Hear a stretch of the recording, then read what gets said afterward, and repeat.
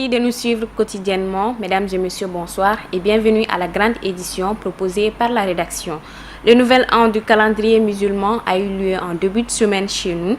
À l'occasion de cette nouvelle année de l'Hégire, le guide spirituel des Ansars ainsi que le ministre des Affaires religieuses et du culte ont tenu à vous souhaiter des vœux sincères pour un Mali paisible. Propos recueillis par Ousmane Khan. C'est un vélo pour donner à tous les Maliens nouvel an. Et puis on demande au bon Dieu de nous donner la paix, de ramener la paix à notre chère patrie. Il est un jour de nouvel an où quand même de normal, on doit souhaiter lever le meilleur pour le pays, pour les semblables. En ma qualité de ministre des Affaires religieuses, j'ai saisi donc l'occasion, et surtout encore que c'est une nuit d'Achoura, afin que nous nous approprions ce qui fait les vraies valeurs de notre religion, qui n'est que belle et bonne. C'est l'amour, le pardon, l'entraide. Je ne pourrais pas dire 2015 parce qu'on est dans l'année musulmane. Mais l'année qui vient donc de s'écouler nous a vu traverser,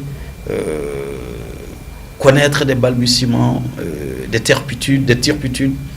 Mais je crois que le bon croyant, à chaque fois qu'il y a des éléments qui lui permettent de perdre souvent l'espoir, il se rappelle que Dieu, dans toute sa grandeur et sa bonté, lui donne d'autres opportunités. Ce nouvel an que nous allons vivre nous éloigne de ceux-là qui ne commettent que des horreurs au nom de l'islam.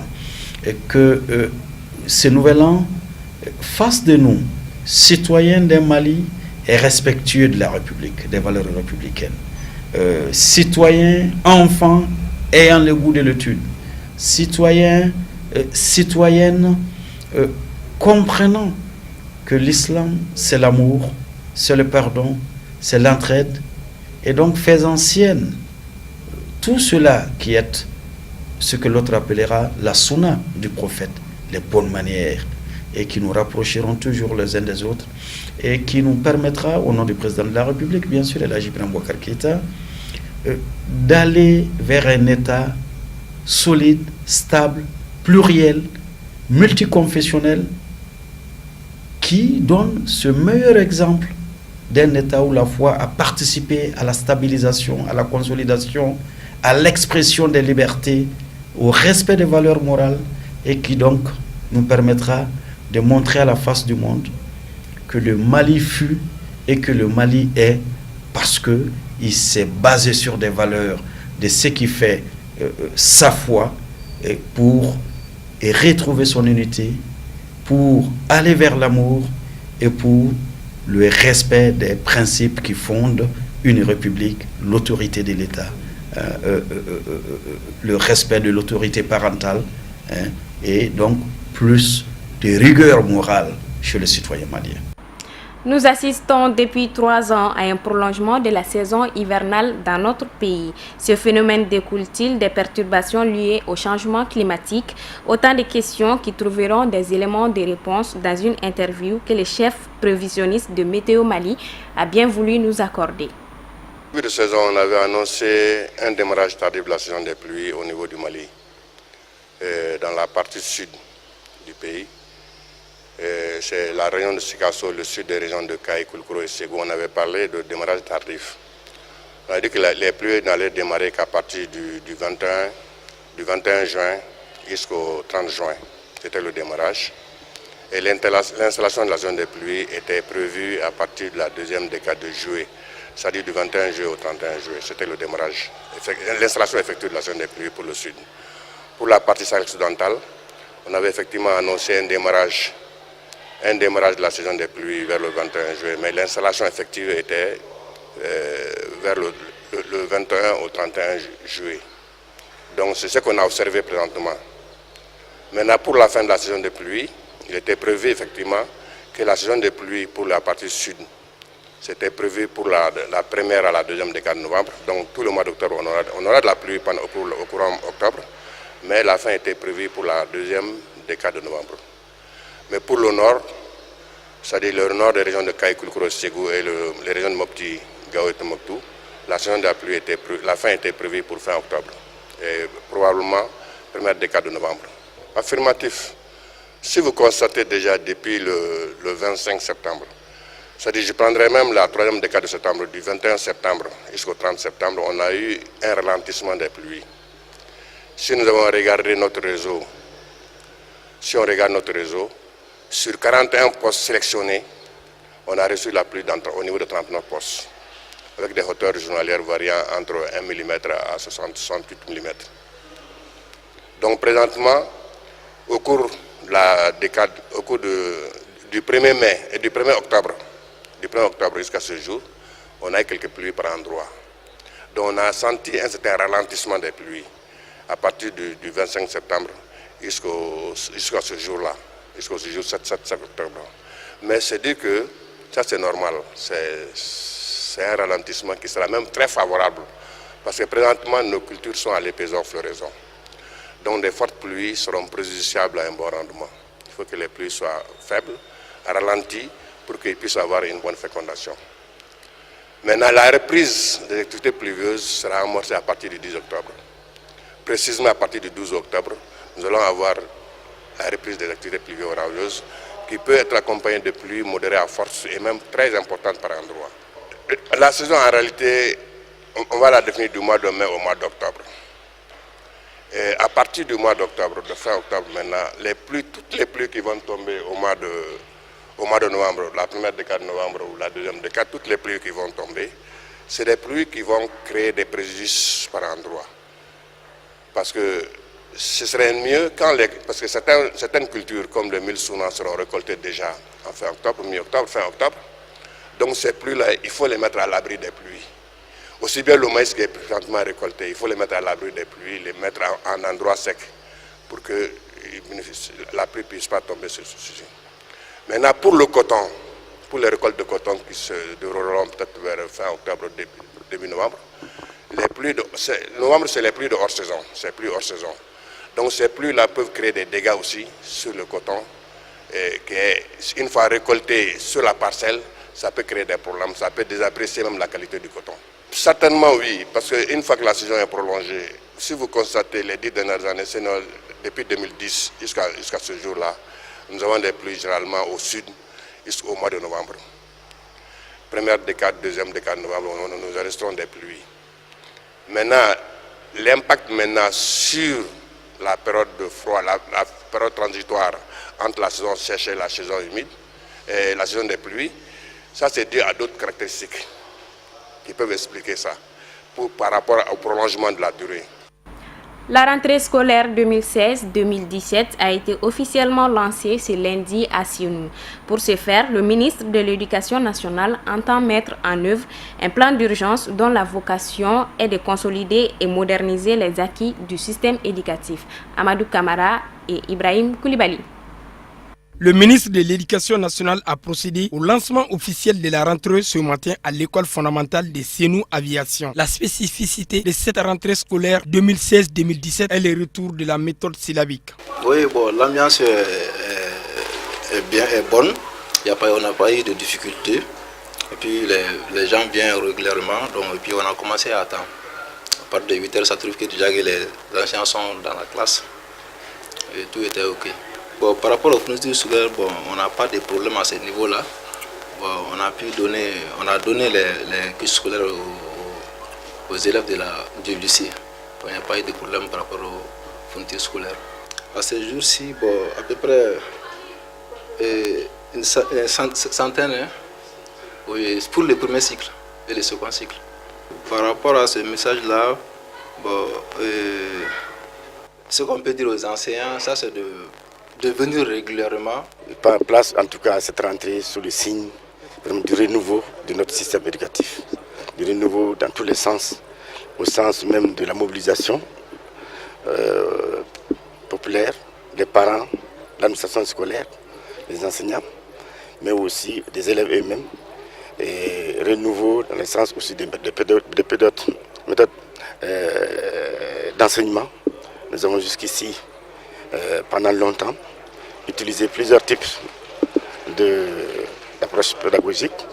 Et cette année, nous avons demandé d'introduire la méthode syllabique, qui ne veut pas dire que les autres méthodes qui étaient là n'étaient pas bonnes, mais au vu des résultats, en tout cas, que tout le monde le constate, c'est que les enfants ont beaucoup de difficultés après plusieurs années d'enseignement à déchiffrer les livres, les mots, ils ne savent pas lire, écrire. Or, ça, c'est les fondamentaux même de l'apprentissage. Donc, avec courage, l'ensemble du corps enseignant et l'ensemble de la population ont décidé de revoir, de corriger pour que notre école retrouve son lycée d'antan. Selon le ministre Togo, des modules ont été conçus à cet effet pour tous les niveaux, préscolaire, fondamental, secondaire et enseignement normal. Cette année, la rentrée des classes intervient 2 semaines après la fête des Tabaski. Constatant que l'école malienne a beaucoup souffert des effets de la crise, mais il y a un redressement en cours, il y a beaucoup d'efforts pour améliorer la qualité de l'enseignement, la qualité de l'apprentissage. Il y a en même temps un grand effort pour améliorer la gestion, il y a eu beaucoup moins de fraude cette année, donc il y a vraiment un grand effort de redressement. Les partenaires techniques et financiers sont là pour appuyer ça, pas uniquement avec des financements, mais aussi avec un accompagnement technique dans un dialogue étroit avec le gouvernement, avant tout avec Monsieur le ministre de l'Éducation et tous les partenaires aussi dans les structures décentralisées. Nous espérons tous que bientôt tous les élèves pourront reprendre le chemin de l'école, aussi ceux dans les régions du Nord où malheureusement il y a toujours des problèmes. Donc c'est un peu un appel à tous les partenaires, tous les acteurs constructifs et positifs du pays pour vraiment faire tout pour que ces enfants aussi dans les régions du Nord puissent reprendre bientôt l'école. La rentrée scolaire 2016-2017 s'inscrit dans un contexte particulier de la période post-crise avec ses multiples conséquences sur le système éducatif, comme la non-ouverture de certaines écoles, principalement dans la région de Kidal. Pour ce faire, il faudrait une mobilisation générale, une prise de conscience. C'est que, quelles que soient les méthodes, c'est les hommes qui enseignent. L'enfant doit être encadré. Comme il doit être encadré à la maison, cet encadrement doit continuer à l'école. Moi, je crois que c'est surtout une prise de conscience. Aujourd'hui, nous constatons, en tout cas les résultats des différents examens montrent qu'il y a beaucoup de déchets, il y a beaucoup d'échecs. Mais il faut qu'on s'interroge. Les gens, le courage de s'interroger. Le corps professionnel, les enseignants, l'administration scolaire, les parents d'élèves de CGS, toute l'organisation, puisque nous sommes tous mobilisés pour la réussite de nos enfants, il faudrait qu'on mette les conditions de réussite de ces enfants-là. Donc ça, c'est un autre défi. Le pays n'a pas beaucoup de moyens, mais les moyens qu'on a, on les partage ensemble. Aujourd'hui, nos pensées vont à ces zones où les enfants ne peuvent pas aller à l'école. C'est une zone, notamment à Kidal. La quasi-totalité des enfants, depuis 4 ans, ne peuvent pas aller à l'école. Pour apporter une réponse à la crise, le ministère de l'Éducation nationale, en collaboration avec ses partenaires, a élaboré et mis en œuvre un plan d'urgence dont la vocation est de consolider les acquis du système éducatif. Dorénavant, les enfants des personnels administratifs, civils et militaires bénéficieront des indemnités de la part du gouvernement. C'est ce qu'a annoncé le directeur de la cellule de communication de la présidence, M. Racine Thiam, lors du 9e numéro de rendez-vous avec Koulouba, Amadou Kamara et Seydou Niari. D'entrée de jeu, le conférencier Thiam a remercié l'ensemble de la presse pour l'intérêt qu'elle porte à cet exercice périodique. Ce rendez-vous avec Koulouba permet de stopper des rumeurs qui circulent nuit et jour et des oppositions qui ne reposent sur aucun fondement. Le mois de septembre a été un mois excessivement chargé pour le président de la République. Vous le remarquez, c'est son mois d'anniversaire, l'anniversaire des 3 ans d'investiture du président de la République. C'est aussi le mois du 22 septembre, l'anniversaire de notre pays, l'indépendance du Mali. Donc ce mois a été chargé en événements politiques, comme nous l'avons dit, sur l'anniversaire du président. Le président lui-même a eu à faire un certain nombre d'activités, dont un entretien-débat en français et en bambara pour revenir sur les 3 ans. Ceci n'était pas un bilan, parce qu'un bilan, on le fait à la fin de l'exercice, mais c'était une analyse à mi-temps de ce qui a pu être fait, de ce qui n'a pas pu être fait et pourquoi cela n'a pas pu être fait.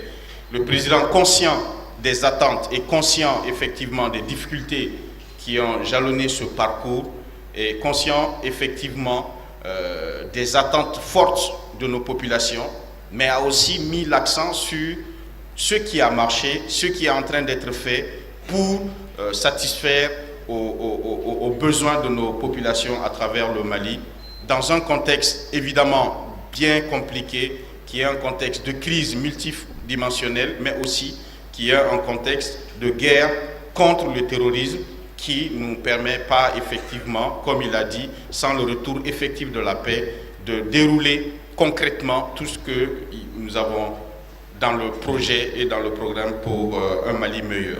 Ce 9e numéro de Rendez-vous avec Koulouba était focalisé sur la mise en œuvre des pupilles de la nation et le vécu quotidien des Maliens. Pour Racine Thiam, sous le régime d'Ibeka, le pays a connu des avancées énormes dans tous les domaines. 22 septembre, qui a été l'occasion aussi pour le président de la République de revenir sur les acquis du gouvernement, mais aussi sur certaines promesses qu'il avait faites, par exemple l'année dernière où il a promis d'instaurer les pupilles de la nation.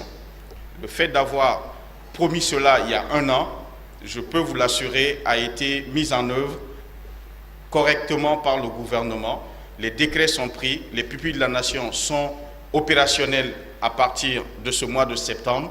Qu'est-ce que les pupilles de la nation? Les pupilles de la nation, c'est permettre aux enfants des personnels militaires ou civils en mission pour le Mali tomber sur le champ d'honneur.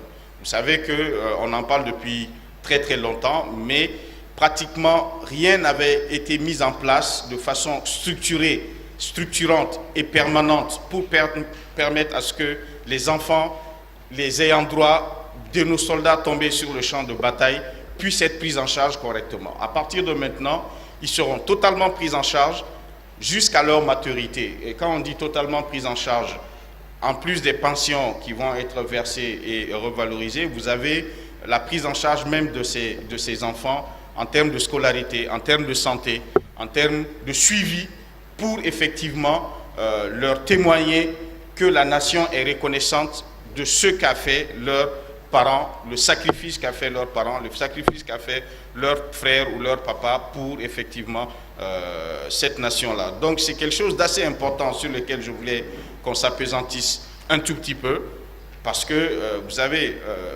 chaque moment de la vie de notre nation, nous avons des avancées, et ces avancées effectivement nous permettent de dire nous avons des acquis, personne ne peut revenir sur ces acquis. Et à partir de ce moment, je pense que les pupilles de la nation sont une avancée formidable pour la prise en charge. Ça donne du courage à ceux qui sont sur le front. Ça leur dit que la nation leur est reconnaissante. Et le sacrifice ultime qu'on leur demande est un sacrifice reconnu à sa juste valeur à travers l'instauration des pupilles de la nation. La crise malienne n'est pas finie, mais nous sommes en train de nous acheminer petit à petit vers une sortie très honorable de la crise, parce que, encore une fois, les lignes rouges que les Maliens avaient fixées au président de la République, que le président de la République a fixées à ses mandataires, c'était on négocie, mais pas l'intégrité territoriale, pas 2 armées, pas la forme laïque et républicaine de l'État. Et nous sommes en train de nous en sortir en gardant l'intégrité territoriale du Mali, en gardant la forme laïque et républicaine de l'État, en gardant une seule armée sur l'ensemble du territoire. Et c'est une prouesse diplomatique à saluer. Le développement du pays est un engagement fort du président de la République à l'endroit de ses compatriotes. C'est pour cela, dirait Racine Thiam, le chef de l'État, Ibrahim Boubacar Keïta, n'a ménagé aucun effort pour s'atteler rapidement à des réalisations visant à honorer les populations locales. L'association des 12 communes du cercle de Yélémané a organisé une conférence de presse afin d'informer et sensibiliser les populations de Yélémané sur le paiement de la TDRL qui est vital pour le développement de leur localité. Elle s'est tenue ce jeudi 6 octobre à la Maison de la Presse de Bamako. Amadou Kamara. Cette conférence de presse de l'association des 12 communes du cercle de Yélémané a pour but d'informer et sensibiliser les populations du cercle de Yélémané sur le bien fondé du paiement intégral de la TDRL. Les conférences, on est venu de France pour aller sensibiliser nos parents et en disant que ce n'est pas nous qui vont fixer le prix de l'impôt. ce n'est pas les Gakane qui vont fixer l'impôt. C'est l'État, comme je dis tout à l'heure. C'est l'État. Si on est arrivé là, c'est l'État qui n'a pas fait son travail. Si l'État a fait son travail, est-ce qu'il y a des on ne peut pas arriver là. Il y a des émissions sur émissions depuis 3 ans. Depuis 3 ans. Mais Yélémané, on est plus seul au Mali. Est-ce qu'on est seul au Mali? Pourquoi on est arrivé là? Parce que la vérité, il n'a pas dit quelque part. La justice, il n'a pas fait quelque part. L'État, il n'a pas fait son rôle quelque part. C'est tout qu'on est arrivé là, c'est tout. Il n'y a pas autre chose. Il n'y a pas autre chose.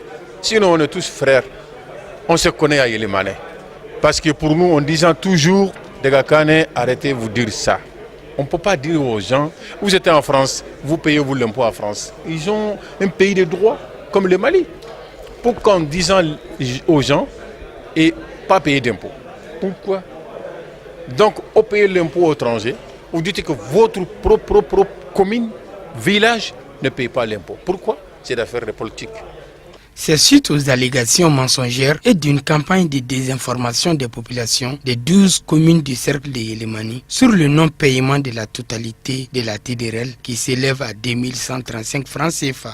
En effet, cette association a été créée pour expliquer tous les enjeux du paiement de la TDRL. La conférence était tout simplement pour édifier les Maliens sur la réalité de ce qui se passe depuis 3 ans à Yélémani.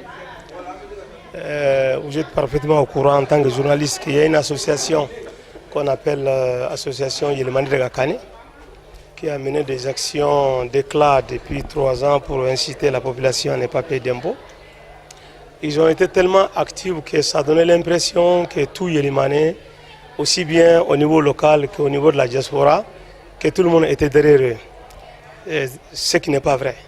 Ce qui n'est pas vrai. Donc la mission qui est présentement parmi nous à Bamako démontre à suffisance que tout le monde n'adhère pas à cette démarche. Ne pas payer ces impôts et taxes, c'est hypothéquer tout simplement l'existence même. La preuve en est qu'il y a peu de temps, il y a eu un mouvement de grève au niveau des enseignants contractuels payés par les collectivités, et aussi bien au niveau de la santé que l'éducation. Et ainsi ceux qui travaillent, les employés qui travaillent à la mairie, parce que 8 mois, 7 mois sans salaire, ils ont décidé de cesser. Voilà donc une semaine que cette association a été mise sur pied pour contrecarrer les mauvaises intentions des responsables de l'association d'Agakane qui s'adonnent à des pratiques mafieuses et peu orthodoxes pour le développement du cercle de Yélémani. Et ceux qui sont parmi nous aujourd'hui, ils sont venus pour dire que non, qu'ils sont d'accord. Ils ont conscience que s'ils ne payent pas ces taxes et ces impôts, les mairies vont fermer leurs portes, les écoles, les centres de santé seront fermés. Rappelons que depuis 3 ans, le cercle de Yélémani se trouve confronté à une crise particulièrement préoccupante. Fin de cette édition, merci de l'avoir suivi. Excellente suite de programmes sur Cherifla TV. Bonsoir.